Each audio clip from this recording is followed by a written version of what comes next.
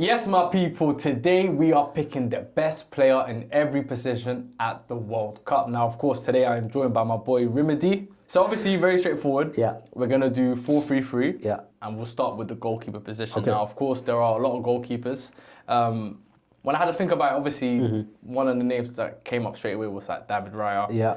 Donnarumma. Yeah. But obviously, Donnarumma's not in the World Cup. Yeah. Italy never qualified.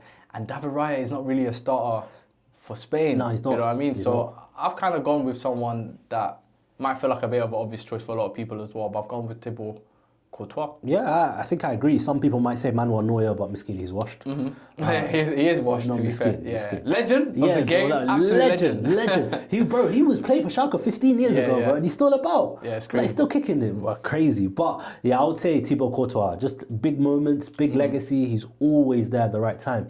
David Raya, unfortunately, doesn't start for Spain. It's Unai Simon, Yeah. which is kind of weird.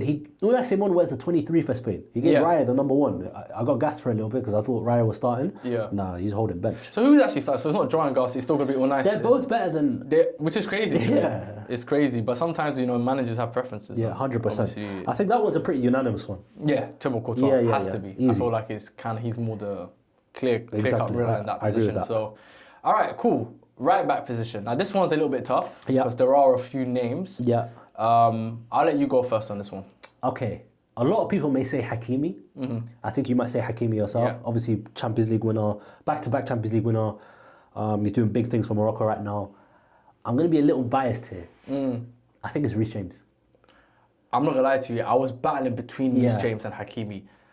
Hakimi, for me, obviously, I feel like has been the best right back. Yeah. In world football Yeah, over the 100%. last, you could say, few seasons now. Yeah. Reece James, I think, is a better player Yeah, than Hakimi. agreed. If you compare the two players, I just think that Reece James is a superior footballer. I Yeah. feel like, he can do a bit of everything: attack, defend, Yeah. even playing midfield now, as you Yeah. can see for Chelsea.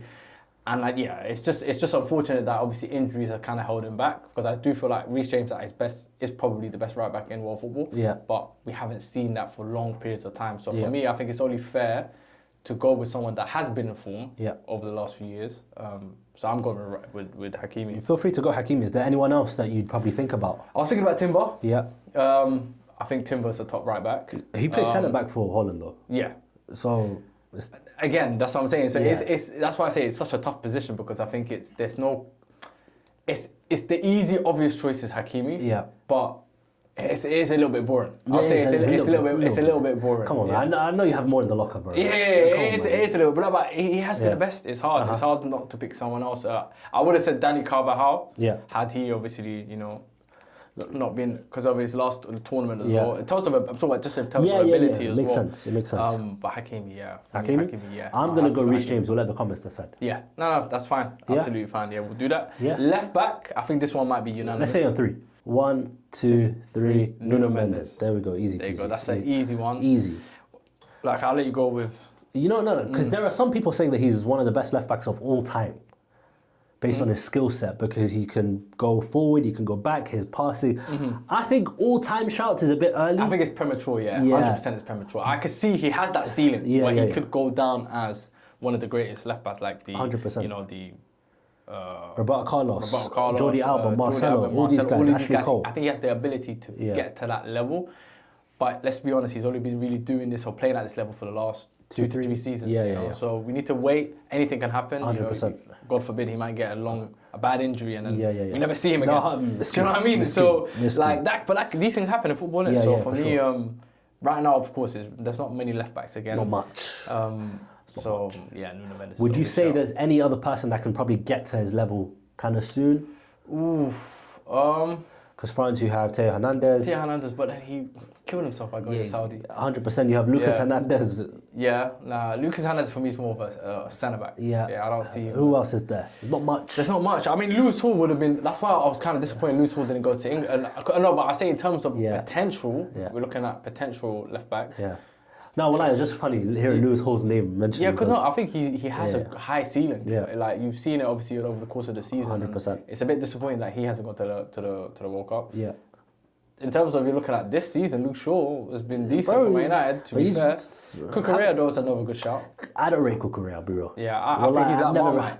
Yeah, He's at some Marmite for a lot of some people. people love him, some Yeah. people hate him. Well, I hate him from day one. Yeah, but I think in terms of for Spain, Yeah. us of recent years, It's true, especially it's that true. last tournament in Euros, Yeah. I think he's been exceptional. I think since that tournament, Yeah. he's been very, very good 100%. for both club and country. Do you know what I mean? So I think he's done well to kind of turn around, Yeah. his career a little bit. Because I think 100%. at Chelsea in his first season, it wasn't great. Yeah. And he's done well to kind of turn that around. I think he might be the second closest. Yeah. I say in terms of, obviously I'm not saying close to Nuno Mendes, but Yeah.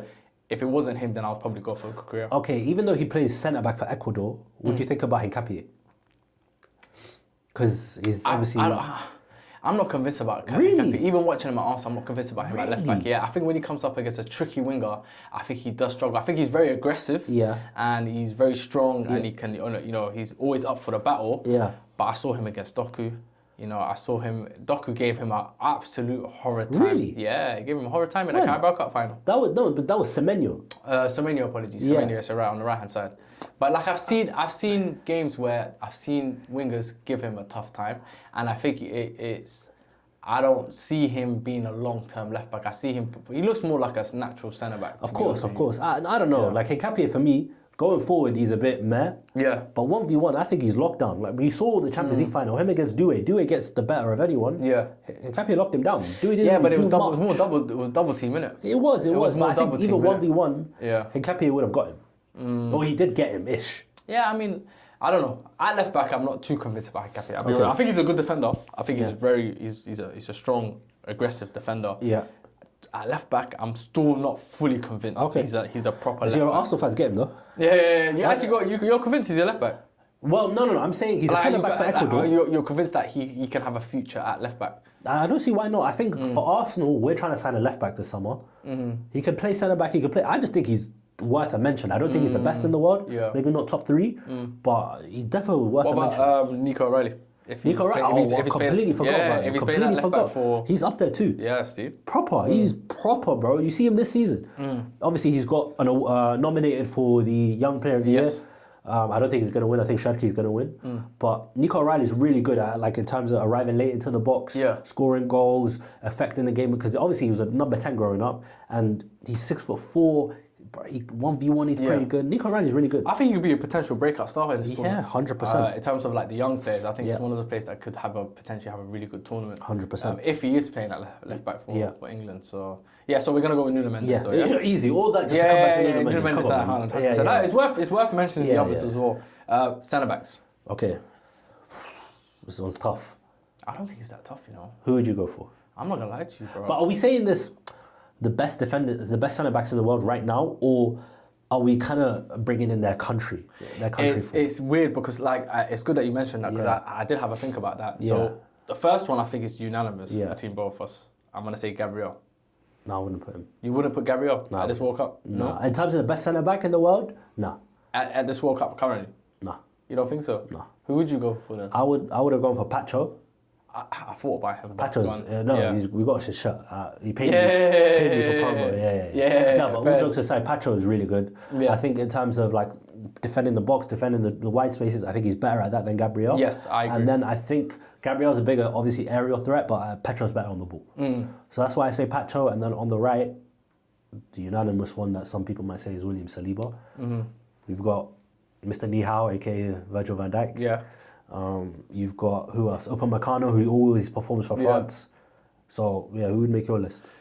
I went with Gabriel Saliba. Really? Yeah. Interesting. I went with Gabriel Saliba. It hurts me to say because everyone knows. Yeah. Yeah. But you don't have beef with Arsenal players. I don't. You have beef with fans. Yeah, which is true. You made a valid point because I think with Saliba I'm a bit conflicted in picking him just because Deschamps doesn't even prefer playing him as his two preferred choices for centre backs. He usually goes with Upamecano and Konate. Yeah. We're yet to see if Saliba will start for him in this World Cup, but just given the past, he's always preferred those two over him. Yeah. So obviously there's that cloud over him. Yeah.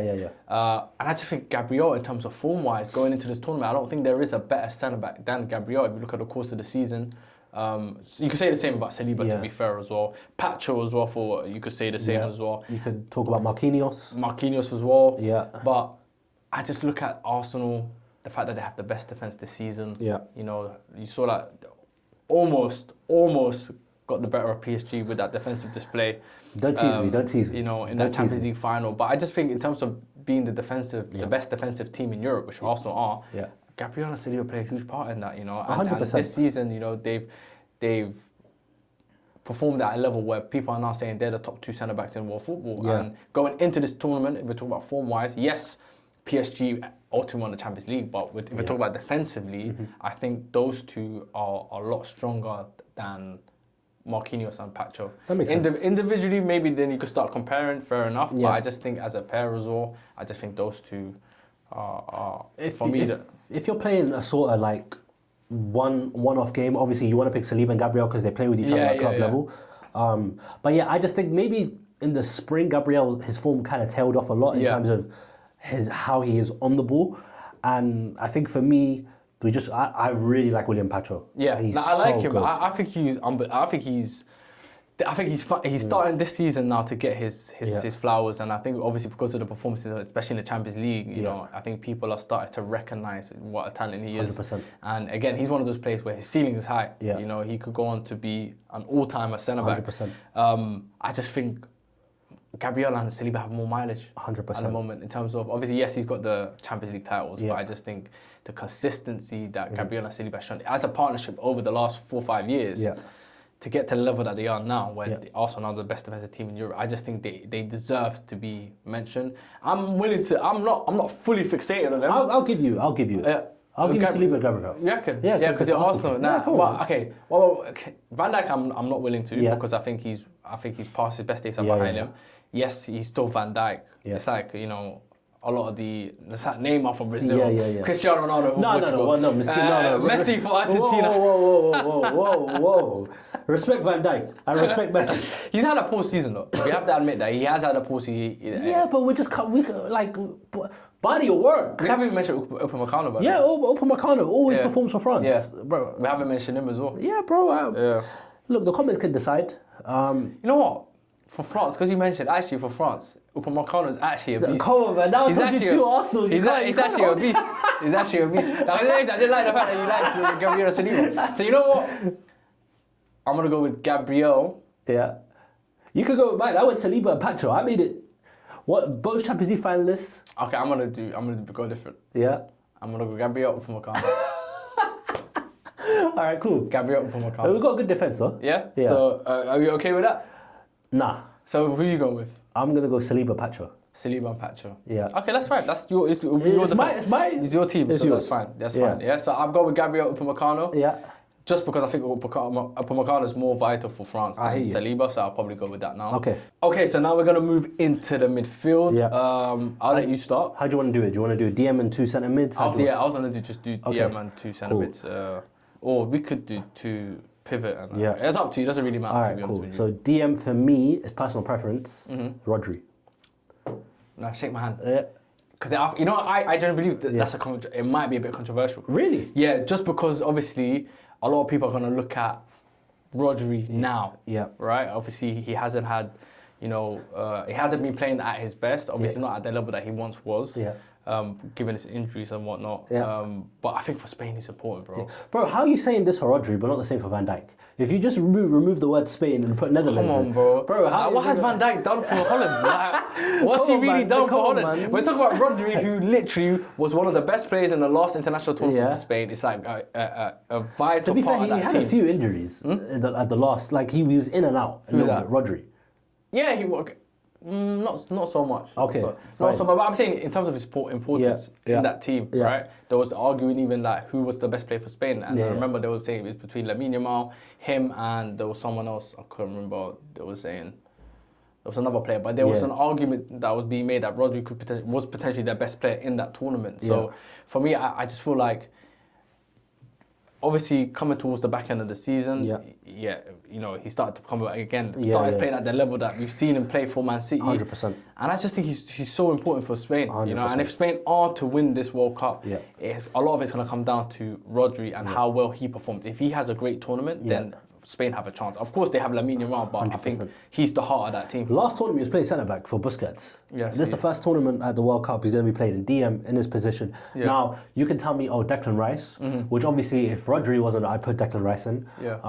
Because Declan Rice, for England, he usually plays well. Yeah. He had a great season for Arsenal. But I think Rodri is one of the best midfielders I've personally watched with my two eyes in the last 10, 15 years. And you got to respect. That's why I put in Rodri. Yeah. So who's the other midfielder you're partnering him up with? It's tough, right? Because, so some people you might think, Declan Rice, or because it depends where you want to put him. I think, Rice just has to always be in my team because Rice and Rodri in midfield is dangerous. Yeah. So I'd put in Declan Rice. Some people might put in Valverde.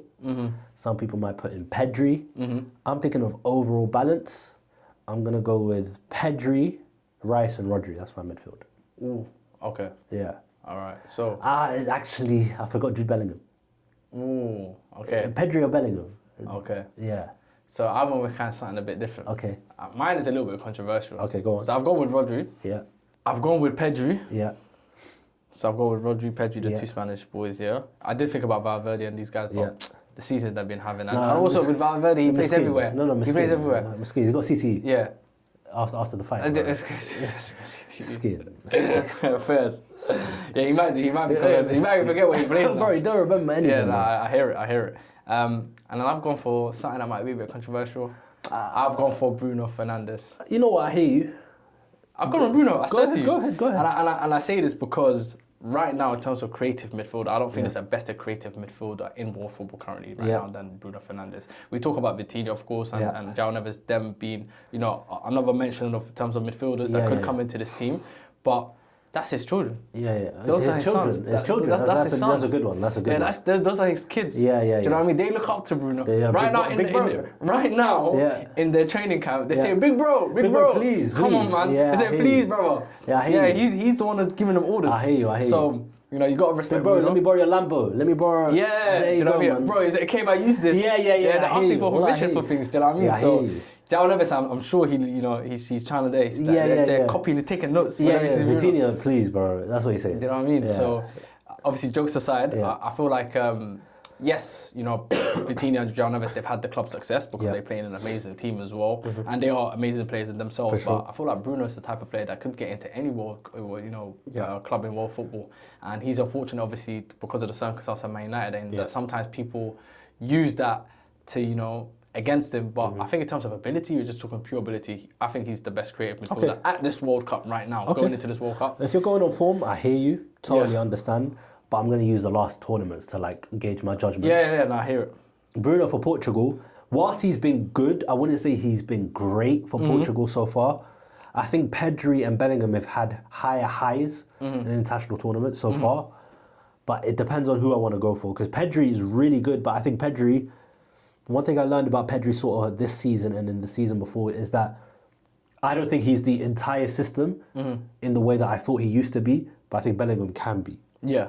That's why I prefer. I'm going to go Bellingham. I'm going to just Bellingham. pick. That's crazy. Okay. I'm going to be a big midfielder. You know what it is as well, though? You know that for Portugal, also, Vitinha and João Neves for Portugal they don't play at the same level. Yeah, I hear you. They don't dominate the way they've dominated for PSG at Portugal. So I feel like whatever angle people try to come with Bruno, for me, I know there's people going to be saying, Bruno for Portugal hasn't been, all that, but you could say the same for pretty much any player for Portugal. I hear you, but the difference is Vitinha and João Neves, I think their reputation wasn't like... So João Neves, he was still at Benfica at the last Euros.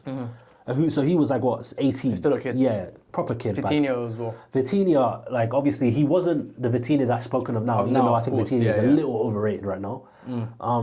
What makes you say that? I think what people do with Vitinha is they love to say, he's this passing midfielder. I think Vitinha is very good, but I don't think he's the best in the world because I don't think he affects the game like Pedri does. I don't think he affects the game like Bellingham does. I don't think he affects the game as Rice does. I think he's the heart and soul of that team, though. I think João Neves. You think so? I think João Neves is better than Vitinha. I think João Neves is very good at, in terms of being box to box. I think his energy in terms of work rate, defensively, offensively, carrying the ball, obviously offers a lot in that final third as well. But I think Vitinha, it just dictates the game so well, bro. That right now in world football is very hard. That type of profile is dying in football, where you got someone that can literally almost dictate everything that's happening on the pitch. Even you saw against Arsenal, bro. Like even though he didn't have his best game, everything is still running through him. Like every single play, it's like almost like the quarterback in the team. Yeah. Everything has to go through him. Do you know what I mean? I hear you, but that's PSG, something that's dying. PSG are too cracked, bro. I don't think it's like, oh, this guy is controlling the tempo, because they go from back to front in like 2 passes. Yeah. I don't think it's anything like when it came to breaking us down, he couldn't. Yeah. And obviously that's tough because Arsenal have a really good defense. They had good shape. Yeah. But I think for the conversations he's put in as best midfielder in the world, I need more in terms of his. Can he impact in both boxes? For me, that's how I see football right now. If you can impact in both boxes, you're top for me. Yeah. That's why I think John Neves is better than him. I think Pedri's better than him. I think Bellingham is better than him. I think Rice is better than him. I think, so based on my criteria, you can say, yeah, Valverde would be better than Vitinha, but I'll put Vitinha 5th on my list. Oh, no, it's fair. No, it's fair. So what's your midfield again? Declan Rice, Jude. And Rodri. Okay, and mine is Rodri, Pedri, and Bruno Fernandes. Who's a better midfielder? Comments can let us know. As in terms of who's the... Yeah, comments can let me know who's the better midfielder. Which midfield is better. Yeah. Yeah, I think my midfield would touch your midfield still. No, but your audience is all United fans, so Bruno. No, it's not all United fans. I think they're football fans. Oh, no, okay. Well, yeah. All they know is Man United. Huh? All they know is Man United. No, they know football. Okay. I hope so. They're kicking me off the channel. Don't get this guy back. No, Jude is a bit of a controversial shout. I can't lie. Cool. It is a bit of a but I hear it as well. Yeah. I like Jude. I'm a big fan of Jude as well. So we're gonna move into the attack now. Yeah. So we start with right wing. I feel like right wing is unanimous. It's just easy. 3, 2, 1. Lamine Yamal. For a second, you had me there. You had me there for a second. I thought you lost your mind. Yeah, it definitely has to be Lamine Yamal. Yeah, easy. I think it's easy. And there's nothing really to say about it. No, there's nothing that we haven't said about this guy, bro. Obviously, for me, the best player in the world. Easy. And it's not even close. I'll be so real with you. People try to make it close. Him and Dembele, bro. Nah, it's not even close. So for that one, I think it's easy. Yeah. You've got Lamine Yamal. No Mo Salah? Mo Salah? Yeah, Egypt are there. Nah, that's like you said earlier on Van Dijk.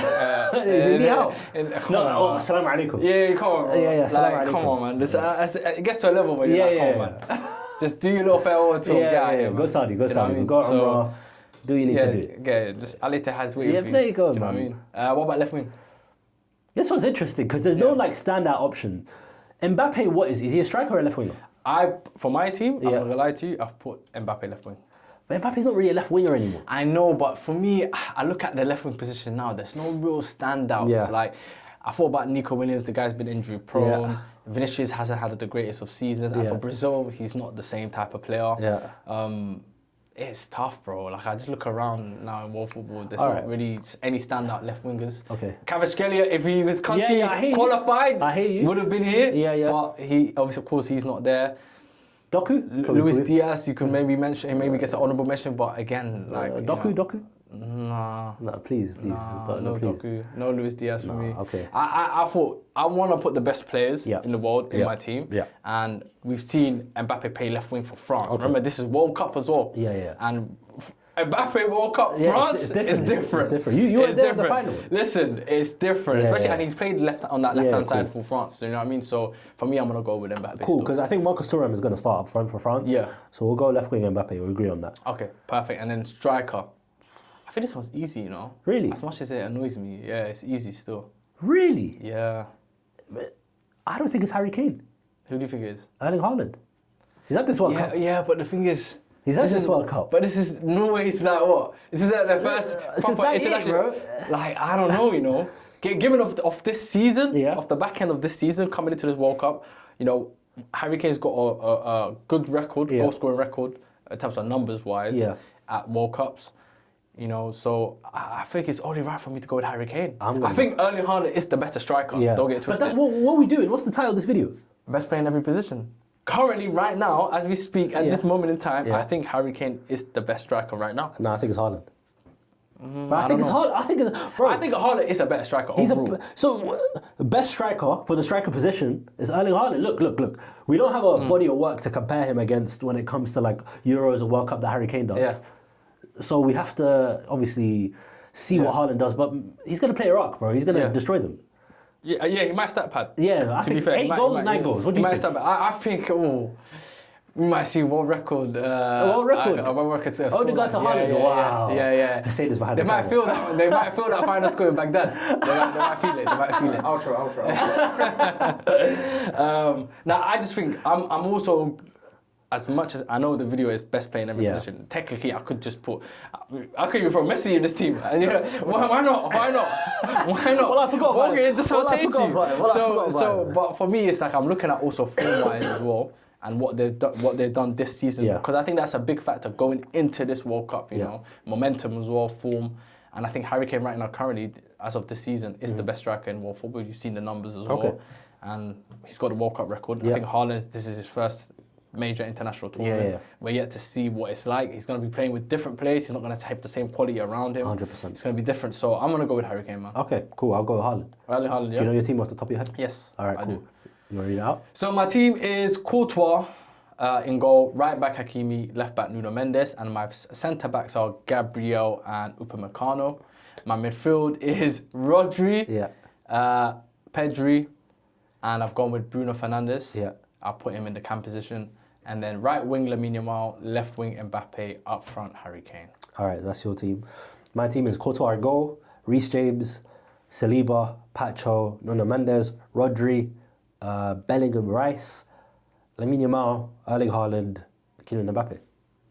That's dangerous. The fact that we don't mention no R9, no Messi. R9? Oh, it's not R9, sorry. Like, See, I was thinking of CR7. I meant to say, why am I thinking about R9 when I'm thinking about CR7? R9, you want to win him out in this thing? I would have him now. I'd have him now. I can't lie to you. CR7. Yeah. We don't mention Messi. Oh, like, Ni hao, big respect. Neymar. Howdy. Howdy. Howdy. This is the final dance though. All right, man. I saw Neymar on a Red Bull video, man. He looked washed. But there you have it. Listen, let us know if you agree or disagree with some of our picks. Let us know also your team, the best player in every position at the World Cup. And until next time, peace.